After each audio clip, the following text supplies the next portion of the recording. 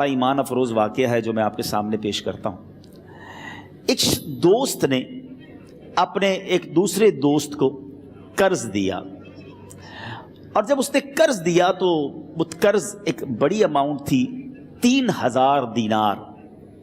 وہ ٹائم آ گیا جب اس ٹائم وہ قرض لینے کے لیے اپنے دوست کے پاس گیا کہ بھائی مجھے میرے پیسے واپس دو، تو اس نے کہا کہ پیسے تو نہیں ہیں میرے پاس، میں کولیپس ہو گیا ہوں، بزنس اب میرا ختم ہو گیا ہے، میں تمہاری رقم نہیں دے سکتا۔ اس نے ایک اور ٹائم دے دیا اسے کہ ٹھیک ہے اب اتنے دنوں کے بعد میں دے دوں گا۔ وہ ٹائم بھی گزر گیا، اور جب وہ ٹائم بھی گزر گیا تو اس کے بعد اس دوست نے کہا کہ اب تو پیسے دے دو بھائی، میرا ٹائم پورا ہو گیا ہے۔ پھر نہ دے سکا ٹائم۔ آخر کار معاملہ جو ہے وہ کورٹ میں چلا گیا، قاضی کے پاس چلا گیا۔ اب قاضی نے جس کو پیسے دینے تھے اس کو بلایا اور کہا کہ بھائی آپ کو اس کے پیسے دینے ہیں؟ کہتا ہے ہاں پیسے تو دینے ہیں۔ تو کہا پھر دیتے کیوں نہیں ہو؟ کہا پیسے ہیں ہی نہیں، کاروبار ہی ختم ہو گیا ہے، قرضہ تو لیا تھا، اب میرے پاس بچا ہی کچھ نہیں ہے۔ تو کہا اچھا اب یہ بتاؤ کہ کب دو گے، کیسے دو گے؟ اس نے کہا بس میرے پاس پیسے ہی نہیں ہیں۔ تو کہا اب تمہارے پاس 30 دن کا ٹائم ہے، 30 ڈیز میں یا تو اس کے پیسے لوٹا دو یا 30 دن کے بعد تمہیں قید کر دیا جائے گا۔ یہ شخص اب گھر آیا، پیسے تو تھے نہیں، مگر شاید علماء نے لکھا کتابوں میں، یہ واقعہ کئی بڑی بڑی کتابوں میں لکھا اور درود پاک کے فضائل کی بڑی بڑی کتابوں میں لکھا، اور اس شخص نے سوچا کہ اس نے ایک حدیث پاک پڑھی ہوئی تھی کہ جس میں نبی پاک علیہ الصلوۃ والسلام نے فرمایا ہے، جس کا مضمون ہے کہ جو شخص پریشان ہو، مصیبت زدہ ہو، اسے چاہیے کہ مجھ پر کثرت سے درود پاک پڑھے، کیونکہ درود پڑھنا مصیبتوں اور پریشانیوں کو لے جاتا ہے۔ اب اس عاشق رسول نے سوچا اور تو کچھ ہے نہیں، اب میں درود پاک پڑھنا شروع کرتا ہوں۔ صبح سے لے کر شام تک وہ درود پاک پڑھنے لگ گیا۔ 27 دن گزر گئے، only 3 days left، 3 دن باقی تھے قاضی کے پاس جانے میں۔ 27 دن گزر گئے درود پڑھتے پڑھتے۔ جب 28ویں رات آئی تو آنکھیں تو بند ہوئیں، مگر خواب میں اسے ایک آواز آئی، گھبراؤ نہیں، تمہارا قرضہ ادا کر دیا جائے گا، تمہارا مسئلہ سالو ہو جائے گا۔ صبح اٹھتا ہے، درود پاک پڑھ رہا ہے، مگر کہتا ہے یہ آواز سے تو مسئلہ حل نہیں ہوگا، پیغام کیا ہے اسے سمجھ نہ آیا۔ 28واں دن گزر گیا، 29ویں رات آ گئی، مگر اب آنکھیں بند ہوئیں اور قسمت جاگ اٹھی۔ نبی پاک صاحب لولاک صلی اللہ تعالیٰ علیہ وسلم خواب میں تشریف لائے، اور پیارے آقا صلی اللہ تعالیٰ علیہ وسلم نے فرمایا گھبراؤ نہیں، علی بن عیسیٰ وزیر کے پاس جاؤ، وہ تمہارا قرضہ ادا کر دے گا۔ اب یہ عاشق رسول صبح اٹھا تو ویری فریش، حشاش بشاش کہ اب تو کام ہو گیا، نبی پاک نے خواب میں آ کر بشارت دی ہے۔ مگر پھر ذہن میں سوال آیا کہ علی بن عیسیٰ کے پاس جاؤں گا تو ثبوت کیا ہے، پروف کیا ہوگا؟ میں جا کر اس کو کہوں گا کہ میرا قرضہ دے دو، تو ایسے تو قرضہ نہیں دے دینا۔ اور میں نے اس کو کہا کہ مجھے نبی پاک نے خواب میں کہا ہے، اور اس نے اگر مجھ سے کوئی نشانی مانگی تو میں نشانی کیا دوں گا؟ آخری دن تھا، 29واں دن تھا، وہ بھی درود پڑھتے پڑھتے گزر گیا۔ 30th نائٹ آ گئی، صبح وہ دن ہے جب عدالت میں جانا ہے۔ اب اس رات پھر نبی پاک علیہ الصلوۃ والسلام خواب میں تشریف لائے، اور آقا علیہ الصلوۃ والسلام نے فرمایا کہ علی بن عیسیٰ وزیر کے پاس جاؤ، وہ تمہارا قرض ادا کر دے گا۔ کہ حضور چلا تو جاؤں گا، لیکن اگر وزیر نے مجھ سے کوئی نشانی طلب کی تو میں کیا جواب دوں گا؟ پیارے آقا علیہ الصلوۃ والسلام نے کمال کا ارشاد فرمایا کہ علی بن عیسیٰ سے کہنا کہ تم روزانہ فجر کی نماز کے بعد 5000 بار درود پاک پڑھتے ہو، یہ راز فقط تم جانتے ہو اور تمہارا رب جانتا ہے۔ اب یہ جب صبح اٹھا تو ایک نشانی بھی مل چکی تھی۔ عدالت میں جانے سے پہلے وزیر کے دربار میں پہنچ گیا، اسے یہ ڈر تھا کہ آج پیسے نہ لوٹائے تو سزا ہو سکتی ہے۔ جب وزیر کے دربار میں پہنچا تو وزیر اپنے مشیروں کے ساتھ بیٹھا تھا۔ کہا مجھے آپ سے بات کرنی ہے۔ کہا بتاؤ کیا بات کرنی ہے؟ کہا میں ایک پیغام لایا ہوں آپ کے لیے۔ اچھا کس کا پیغام لائے ہو؟ کہا میں نبی پاک جناب محمد مصطفیٰ صلی اللہ تعالیٰ علیہ وسلم کا پیغام لایا ہوں۔ وہ عاشق رسول وزیر تھا، کہتا بتاؤ میرے آقا نے کیا پیغام دیا ہے؟ کہا حضور میں 3000 دینار کا مقروض ہوں، آج آخری دن ہے، اور میرے آقا نے مجھے بشارت دی ہے کہ آپ سے کہوں کہ آپ میرا قرض ادا کر دیجئے۔ علی بن عیسیٰ کہتا ہے کوئی ثبوت ہے آپ کے پاس؟ ہے کوئی دلیل بھی ہے آپ کے پاس؟ میں کیسے مان لوں کہ آپ کو نبی پاک علیہ الصلوۃ والسلام نے بھیجا ہے؟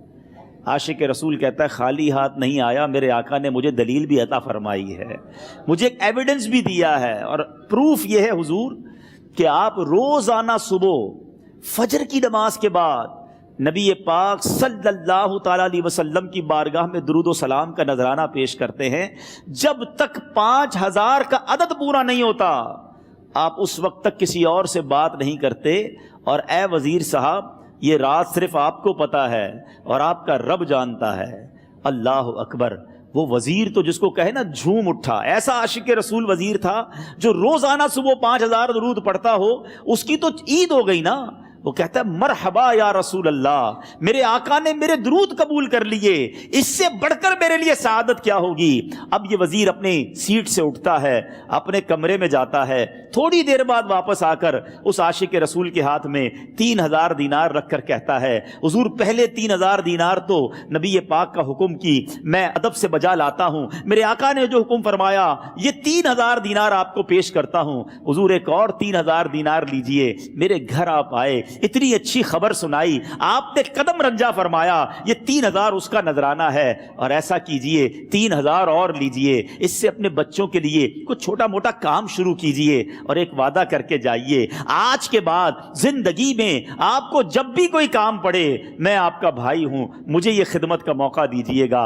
اللہ اکبر۔ وہ مقروض جو ایک رات پہلے 3000 دینار کا مقروض تھا، ہو سکتا ہے اس کے بیک آف مائنڈ یہ بھی چل رہا ہو کہ اب شاید کل میں نے جیل میں جا کر، عدالت میں جا کر گرفتاری دے کر جیل میں جانا ہے، مگر اب 9000 دینار ہاتھ میں ہیں۔ عاشق رسول جھومتا ہوا نبی پاک کی یاد میں گھومتا ہوا اب عدالت میں پہنچا۔ عدالت میں everybody expecting over there کہ آج اس نے آنا ہے اور آ کر کہنا یہی ہے کہ پیسے تو نہیں ہیں، گرفتار کر لو، مگر جا کر اس عاشق رسول نے 3000 دینار جج صاحب کے ہاتھ میں رکھ دیے۔ قاضی کہتا ہے پہلے تو یہ بتاؤ پیسے آئے کدھر سے؟ تم تو کہتے تھے غریب ہوں، تم تو کہتے تھے کاروبار نہیں ہے، ایک مہینے میں اتنی بڑی رقم کا انتظام کیسے ہو گیا؟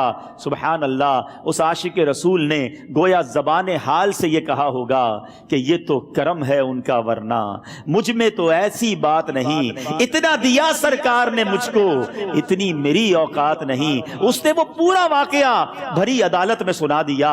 اللہ اکبر۔ میرے پیارے اسلامی بھائیوں ذرا سوچو پہلے زمانے میں کیسے عاشقان رسول ہوا کرتے تھے۔ وہ جج، وہ قاضی بھی کیسا سرکار علیہ الصلوۃ والسلام کا عاشق تھا۔ اپنی سیٹ سے اٹھتا ہے، بھرے دربار میں، بھری عدالت میں، وہ اپنے چیمبر میں، اپنے کمرے میں جاتا ہے، اور تھوڑی دیر بعد واپس آ کر اس کے ہاتھ میں بھی 3000 دینار ہیں، اور وہ 3000 دینار جو ہے وہ اس عاشق رسول کے ہاتھ میں رکھتا ہے کہ سارا ثواب علی بن عیسیٰ کیسے لے جائے، میں بھی تو نبی پاک کا غلام ہوں، میں تمہارا قرضہ میں ادا کرتا ہوں۔ اچھا، اب ایک اور عجیب سینیریو یہ بن گیا کہ جس نے کیس کیا تھا، جس نے دعویٰ کیا تھا، وہ بھی یہ سارا منظر دیکھ رہا تھا۔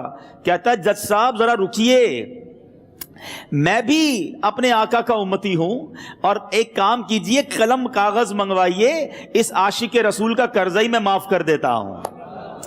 اچھا، اب عاشق رسول نے وہ واپس 3000 دینار جو جج صاحب نے دیے تھے وہ واپس جج صاحب کو دیے کہ حضور یہ پیسے آپ ہی رکھ لیں، قرضہ ہی معاف ہو گیا، اب آپ کے پیسے کا میں نے کیا کرنا ہے؟ جج صاحب کہتے ہیں جو پیسے نبی پاک کے نام پر نکالے ہیں اب مجھے واپس نہیں چاہیے، یہ بھی تم اپنے ساتھ لے جاؤ۔ اللہ اکبر۔ میرے میٹھے اسلامی بھائیوں، وہ عاشق رسول ایک رات پہلے 3000 دینار کا مقروض ہے، اب 12000 دینار لے کر گھر کو واپس جا رہا ہے۔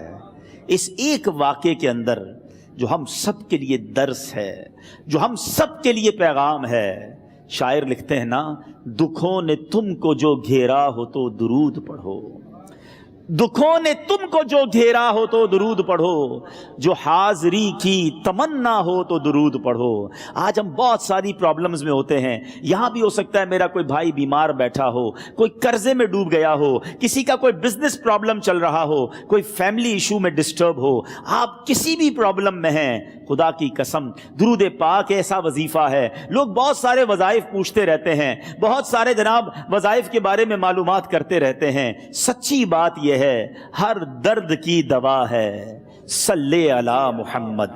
हर दर्द की दवा है सल्ले अला मुहम्मद। तावीज़ हर बला है सल्ले अला मुहम्मद। तो खुदारा अपनी ज़िंदगी में दुरूद पाक को शामिल कर लीजिए और आप बिलीव करें, जब आपने कसरत से दुरूद पाक पढ़ने शुरू कर दिए, आप अपनी आंखों से देखेंगे आपके प्रॉब्लम दूर हो रहे हैं, आपकी सेहत अच्छी हो रही है, आपके कर्जे उतरने शुरू हो गए हैं, रोजगार में आपके बरकत होना शुरू हो जाएगी, आपके चेहरे पे नूर आना शुरू हो जाएगा, आपकी ज़बान में असर आना शुरू हो जाएगा।